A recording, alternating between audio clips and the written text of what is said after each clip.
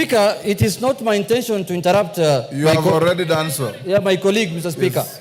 The minority leader. Mr. Speaker, is it correct, Mr. Speaker, for the minority leader to mislead the House that those parties who are members of Azimio cannot be forced to stay in Azimio, Mr. Speaker? To that extent, Mr. Speaker, there is a procedure of getting out of Azimio, Mr. Speaker. They have not followed the procedure, Mr. Speaker, and I can tell you I'm the Secretary General of Azimio, Mr. Speaker. They only wrote letters to me. They never followed the procedure, Mr. Speaker. And Mr. Speaker, I can see David Ochieng wants to respond to me. That's one member party, Mr. Speaker. We're going to discuss in this, Mr. Speaker. Order, Honorable Junet. Don't disparage your colleagues. You are better than that. Kimani Ichung'wah, you have 1 minute. Honorable Speaker, so that I do not waste a lot of time, I was saying that what you are being called upon to determine from the status quo ante is as we speak now, because your decision or your ruling of October has been annulled by the court. Respect to that court ruling is paramount, and you must respect it.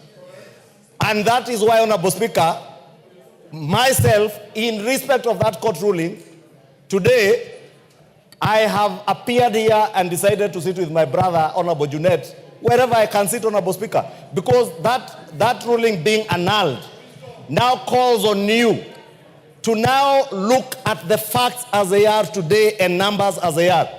Honorable Speaker, you know, last week we got letters from the clerk's office, myself and the Honorable Junet Mohammed, to submit names for the House Business Committee. And it is important to note, Honorable Speaker, that both of us have seen submitted names to the House Business Committee, names which appear on the order paper today, both from the minority side and from the majority side, Honorable Speaker. And when we did that, Honorable Speaker, we were cognizant, because we did the letters some as late as yesterday of the court ruling. I therefore want to ask you, Honorable Speaker, as you make your decision on this matter, to look at all the facts as they are. The 14 contentious slots in Azimio, and I agree with Honorable Junet, there was a process of getting out of Azimio. That process, has it been followed?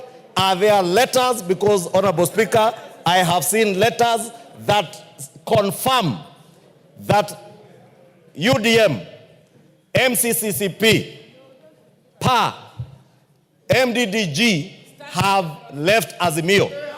The Honorable Sabina Chege, Honorable Speaker, I am speaking about the letters, Honorable Speaker, that I have, which I will table before the House, Honorable Speaker, because I have copies in the office from the Registrar of Political Parties. And therefore, Honorable Speaker, I want to beg of you that as you make that decision, look at those facts. Also, Honorable Speaker, look at the facts that today, Honorable Speaker,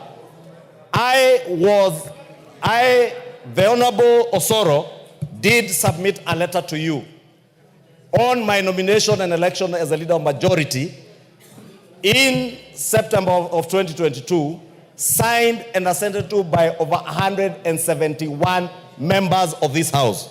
The Honorable Junet Mohammed, late last year, after the Honorable Pio left, did submit the whip.